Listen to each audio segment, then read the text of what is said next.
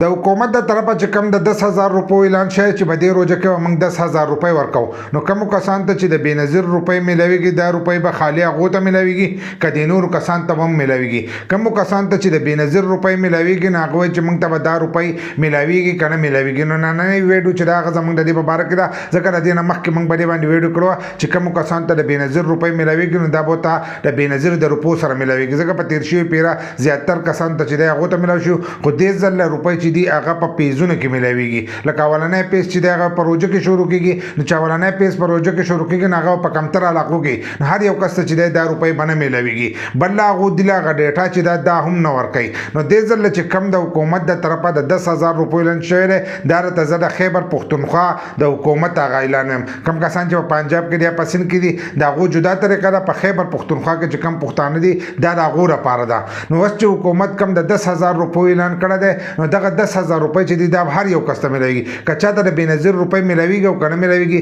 خو 10,000 روپۍ چې دي دا ورته ملاویږي کم کسان چې موږ ته د بېنظیر روپۍ ملاویږي موږ ته به دا ملاویږي که نه ملاویږي نو تاسو ته به هم دغه ملاویږي خو د دې لپاره به تاسو خپل رجسټریشن کوئ رجسټریشن دا دی چې تاسو به خپل شناختي کارت او موبایل نمبر چې دی دا به رجسټر کوئ چې دغه تاسو رجسټر کړئ نو تاسو ته به د بېنظیر 10,000 روپۍ چې دي دا به تاسو ته ملاویږي او بله ویډیو چې دا هغه زموږ په دې باندې شته چې دا کوم ځای کې جمع کول غواړئ د هغې لپاره زموږ یوټیوب چینل او فیسبوک پیج چې دی هغه تاسو کتلی شئ